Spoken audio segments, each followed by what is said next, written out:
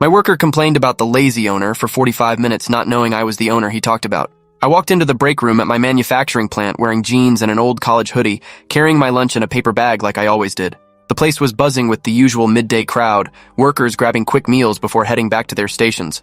I'd owned this company for 15 years after buying it from my mentor, who'd taught me everything about the business, and I made it a point to dress like everyone else when I visited the floor. No fancy suits or executive badges, just comfortable clothes that let me blend in and see how things really ran when nobody knew the boss was watching. I spotted an empty seat at one of the long tables and sat down next to a guy I'd seen around but never formally met. He was maybe mid-30s with a perpetual scowl and was already mid-conversation with two other workers across from us. I nodded hello and started unwrapping my sandwich while they continued talking about last night's game. The conversation was normal enough until the guy next to me, whose name tag read Dennis, suddenly shifted topics and started complaining about management. Dennis launched into a rant about how the owner never showed his face on the floor and probably sat in his office counting money all day while real workers busted their backs. The two guys across from us nodded along, clearly having heard this speech before. I kept my expression neutral and took a bite of my sandwich, listening carefully as Dennis described in detail how he imagined I spent my days. According to him, I rolled into work around noon in a luxury car, took 3-hour lunches at expensive restaurants, and left by 4 without ever setting foot in the actual plant. He said the owner clearly didn't care about the people who made him rich and probably couldn't even operate the machinery if his life depended on it. One of the other guys mentioned he'd heard the owner was some rich kid who inherited the business, which wasn't true at all since I'd bought it with money I'd saved from working 2 jobs for a decade. But I didn't correct him, just kept eating and listening while Dennis got more animated with each complaint. He was really warming up now, gesturing with his sandwich and raising his voice enough that people at nearby tables were starting to glance over. Dennis went on to say that the owner probably didn't even know half the workers' names and definitely didn't appreciate how hard everyone worked to keep production numbers up. He complained about the lack of raises this year, which stung because we'd actually given modest increases to 70% of the staff based on performance reviews. I knew not everyone got raises because not everyone deserved them, but apparently Dennis felt entitled to more money regardless of his contribution. He started listing all the ways he thought the owner was incompetent, including the recent decision to upgrade our quality control systems, which Dennis called a waste of money that could have gone to worker bonuses. I happened to know that quality control upgrade had already caught 3 major defects that would have cost us a huge client contract, but Dennis clearly didn't have that information. His buddy across the table asked if Dennis had ever actually seen the owner, and Dennis snorted and said he wouldn't recognize him if he walked right past him in the hallway. The irony wasn't lost on me as I sat there 6 inches from his elbow, drinking my water and letting him continue. The rant continued for another 10 minutes as Dennis described how he'd been working at the plant for 8 months and had never once received recognition for his contributions. He said he worked harder than anyone else on his line and that the owner probably didn't even know his name or care about his excellent attendance record. I made a mental note to check Dennis's file later because I had a feeling his version of events might not match reality. One of the other workers tried to change the subject, but Dennis was on a roll now, complaining about the break room coffee being cheap and the parking lot needing repaving and a dozen other issues both valid and petty. Some of his complaints were actually fair points that I'd already been working on with my operations manager, but others were just whining about normal workplace inconveniences that every company dealt with. Dennis declared that if he ever met the owner face-to-face, he'd tell him exactly what he thought about how the place was being run, and that someone needed to give the boss a reality check about what actually happened on the floor. The 2 guys across from us were starting to look uncomfortable now, probably sensing that Dennis was going too far, but he didn't pick up on their body language at all. I finished my sandwich and wadded up the paper bag, still not saying anything while Dennis pivoted to complaining about the company's safety protocols. He called them overkill and said the owner was probably just worried about lawsuits rather than actually caring about worker safety. This one particularly annoyed me because we'd implemented those protocols after a serious accident at a competitor's plant had injured 3 people, and I'd spent weeks working with safety consultants to make sure our people were protected. Dennis's dismissive attitude toward those measures told me a lot about his judgment and priorities. He went on to say that the owner had probably never worked a real day in his life and wouldn't last 2 hours doing actual manual labor. I'd actually started in this industry running machines on a factory floor and had worked my way up over 15 years, but again, I didn't correct his assumptions. One of the other workers glanced at his watch and said he needed to get back to his station, clearly looking for an escape from Dennis's monologue. Dennis barely noticed as the guy left, immediately turning his attention to complaining about the company's health insurance plan. The health insurance complaint was particularly rich because we offered one of the better plans in the area after I'd specifically negotiated with providers to get comprehensive coverage for our employees. Dennis claimed the deductibles were too high and the owner probably had some premium plan while everyone else got screwed with bare minimum coverage. In reality, I had the exact same plan as everyone else because I believed in leading by example, but Dennis had constructed this entire narrative about evil management that didn't match reality at all. He said he'd heard the owner lived in some mansion on the lake and drove multiple luxury cars, showing how out of touch he was with regular people. I actually lived in a modest 3-bedroom house in a middle-class neighborhood and drove a truck that was 7 years old, but I was curious how far Dennis would go with his fictional version of my life. The remaining worker across from us was now actively avoiding eye contact and eating his lunch very quickly, clearly wanting to be anywhere else. Dennis didn't notice or didn't care, launching into a story about how his friend at another company had an owner who actually cared about employees and treated them with respect. I checked my watch and realized Dennis had been complaining for over 30 minutes straight without barely pausing for breath. The guy had stamina, I'd give him that. He circled back to his original complaint about the owner never being visible on the floor, saying it showed a complete lack of leadership and engagement. He declared that a real leader would be down here every day, talking to workers and understanding their concerns instead of hiding in an ivory tower. The thing was, I actually did come down to the floor regularly, just not in a way that announced my presence with fanfare. I believed you learned more by observing quietly than by having everyone put on a show because the boss was watching. But Dennis had apparently never noticed me during any of my previous visits, which said something about his awareness of his surroundings. He moved on to complaining about the production quotas, calling them unrealistic and proof that management didn't understand how the work actually got done. I knew for a fact those quotas were based on careful time studies and were consistently met by most of the workforce, which suggested the problem might be Dennis's efficiency rather than the standards themselves. The last worker at our table finally gave up on his lunch and excused himself, leaving just me and Dennis sitting there.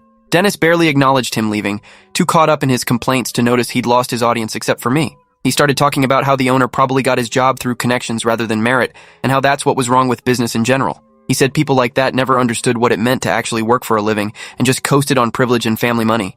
Every assumption he made was wrong, but I let him continue, fascinated by how someone could be so confident while being so completely misinformed. Dennis said he'd been thinking about looking for another job because he didn't want to work for someone who didn't value his contributions. He asked me if I'd ever thought about leaving, and I shook my head and said I was pretty happy with my situation here. Dennis looked at me like I was crazy and said he didn't understand how anyone could be satisfied working for such a disconnected and incompetent owner. I almost laughed but managed to keep my expression neutral. Dennis glanced at his watch and swore, saying his break ended 5 minutes ago, and his supervisor was probably going to write him up for being late again. The word again suggested this was a pattern, which explained some things about his employment record. He stood up and grabbed his trash, still muttering about management and how unfair everything was. I asked him casually what department he worked in, and he said he was in assembly on the B line, then asked why I wanted to know. I shrugged and said I was just curious since I was relatively new and trying to learn everyone's names and roles. Dennis snorted and said good luck with that since there were over 200 people in the plant and management didn't care enough to know any of them anyway. He walked off toward the production floor, leaving his complaints hanging in the air like a bad smell. I sat there for another minute, finishing my water and thinking about everything I'd just heard. Some of his complaints were valid concerns I should address, but most of it was just uninformed griping from someone who'd rather blame others than look at his own performance. I gathered my trash and headed toward the administrative wing, nodding to workers I passed in the hallway. Several of them greeted me by name, which contradicted Dennis's claim that I was invisible and unknowable. I made my way to my office and found my operations manager, Claudia, waiting with the weekly production reports. She asked how my lunch was, and I told her it had been very educational. I asked her to pull Dennis's employee file and bring it to my office, along with his supervisor's recent evaluations. Claudia raised an eyebrow but didn't ask questions, just nodded and left to get the information.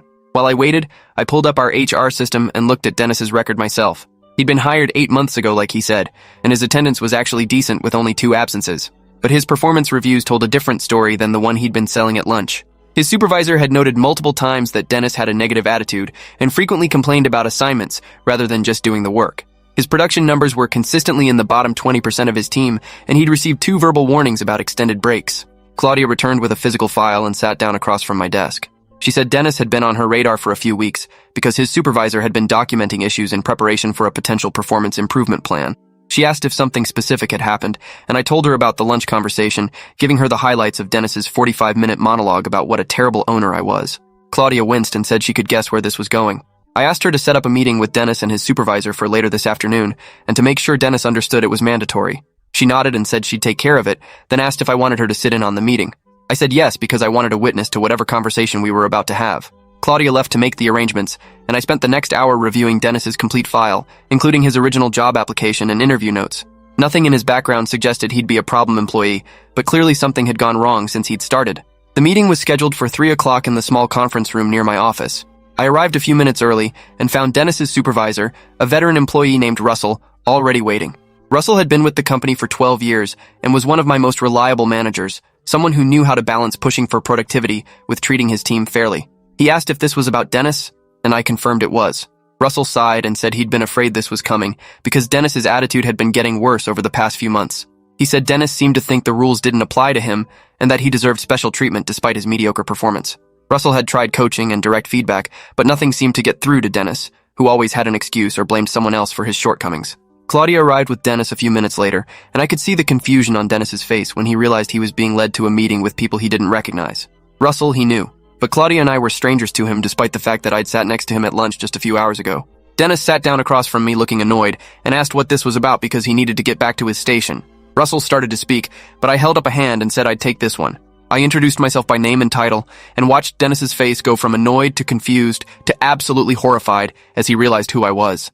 The color drained from his face and his mouth opened and closed a few times without any sound coming out. I let the silence hang there for a moment before saying I'd had a very interesting lunch today where I'd learned a lot about what one of my employees thought of me and my leadership. Dennis started stammering out an apology, but I cut him off and said I wasn't interested in apologies right now. I was interested in facts. I asked him to tell me about his performance over the past 8 months, and specifically why he thought he deserved recognition when his numbers were consistently at the bottom of his team. Dennis's stammering got worse, and he looked to Russell for help, but Russell just sat there with his arms crossed, waiting for Dennis to answer the question. I walked Dennis through his performance record point by point, contrasting what he'd said at lunch with what his file actually showed. He'd claimed he worked harder than anyone else, but his production numbers said otherwise. He'd said he had perfect attendance, but he actually had 2 absences and a pattern of extended breaks. He'd claimed he never got recognition, but I could see from his file that Russell had given him positive feedback on the few occasions when Dennis actually performed well. Every complaint Dennis had made about being undervalued fell apart when confronted with documentation of his actual performance. I asked him if he could explain the discrepancy between his perception and reality, and Dennis just sat there looking at his hands. Finally, he mumbled something about how the quotas were too high, and he was doing the best he could. I pointed out that 70% of his coworkers had no trouble meeting those same quotas, which suggested the problem wasn't the standards. Russell added that he'd offered Dennis additional training multiple times, but Dennis had always refused, saying he already knew how to do the job. I moved on to Dennis's complaints about me personally, the ones where he'd painted me as some lazy, disconnected rich kid who'd never worked a day in my life. I gave him a brief summary of my actual background, including the 2 jobs I'd worked to save up money to buy this business, the 15 years I'd spent learning every aspect of the operation, and the regular floor visits where I observed and listened without announcing myself. I asked Dennis if he remembered ever seeing me on the floor before today, and he shook his head. I said that was interesting because I'd been within 20 feet of him at least a dozen times over the past 8 months, but he'd been too busy complaining to his coworkers to notice. Dennis looked like he wanted to disappear into his chair. I told him that some of his complaints at lunch were actually fair points that I was already working to address, like the parking lot and some of the break room amenities. But the way he'd presented those concerns, wrapped in personal attacks and false assumptions, made it impossible for me to take him seriously as someone who wanted to improve the workplace. I asked Dennis why he'd stayed with the company for 8 months if he was so unhappy, and he didn't have a good answer. He mumbled something about the job market and needing the income, which was honest at least. I told him that I understood not every job was a perfect fit, and that sometimes the best thing for everyone was to part ways. Dennis's eyes widened, and he asked if I was firing him. I said I was giving him a choice because I believed in treating people fairly, even when they'd been trash-talking me for 45 minutes straight. Option 1 was a performance improvement plan, where he'd work closely with Russell to bring his numbers up to acceptable standards and fix his attitude problems. The plan would last 90 days, and if he couldn't meet the clearly defined goals, his employment would be terminated. Option 2 was to resign today with 2 weeks of severance pay and a neutral reference that simply confirmed his dates of employment. I told him to think about it for exactly 5 minutes and then let me know his decision. Dennis sat in silence for those 5 minutes while Claudia checked her phone and Russell stared at the wall. I could see Dennis's mind working, probably calculating his finances and job prospects against the humiliation of staying here after everything he'd said. When the 5 minutes were up, I asked for his decision. Dennis cleared his throat and said he'd take the severance package and resign. I nodded and told Claudia to draw up the paperwork.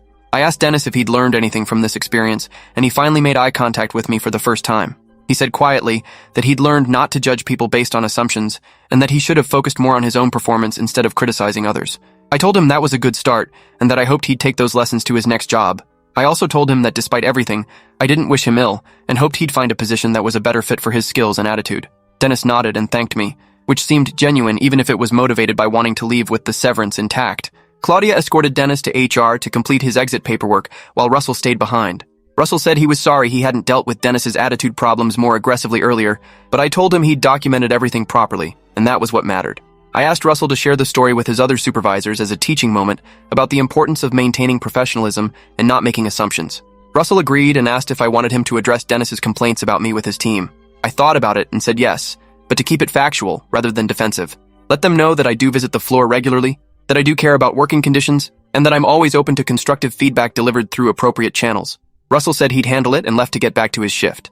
I sat alone in the conference room for a few minutes, thinking about the whole bizarre situation.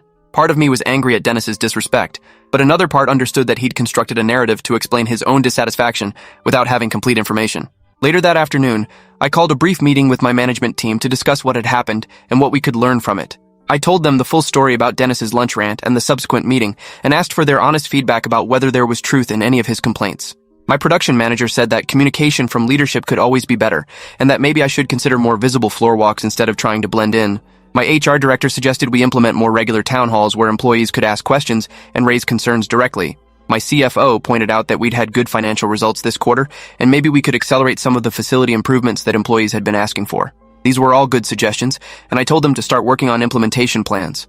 I wanted Dennis's complaints, even if poorly delivered, to result in positive changes that would benefit everyone. That was the difference between destructive criticism and constructive feedback, and I wanted my team to understand that distinction. Over the next few weeks, I made a point of being more visible on the floor, introducing myself to workers who didn't know me and having brief conversations about their roles and concerns. The reactions were mixed, with some people seeming nervous about talking to the owner and others appreciating the direct access. I implemented monthly town halls where anyone could ask questions, and while attendance was sparse at first, it gradually improved as people realized it was a safe space for honest dialogue. We accelerated the parking lot repaving and upgraded the break room coffee to a better quality brand, two of Dennis's minor complaints that were easy wins. I also worked with Russell to identify high performers who deserved recognition, and we implemented a quarterly awards program with small bonuses for top achievers. None of these changes were earth-shattering, but they showed that I was listening and responsive to legitimate concerns. Several workers mentioned that they'd heard about what happened with Dennis, and while the details were probably garbled through the rumor mill, the general message had gotten through that talking trash about the owner to a stranger might backfire spectacularly. I never saw Dennis again after that day, but I heard through the grapevine that he'd found another job at a smaller manufacturing plant across town.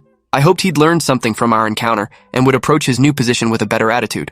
The whole experience had taught me some valuable lessons too, about the importance of clear communication and the danger of letting employees construct false narratives about leadership. I realized that my preference for quiet observation had some benefits, but also created information gaps that people filled with assumptions and speculation. Finding the right balance between being accessible and being overbearing was tricky, but I was committed to improving.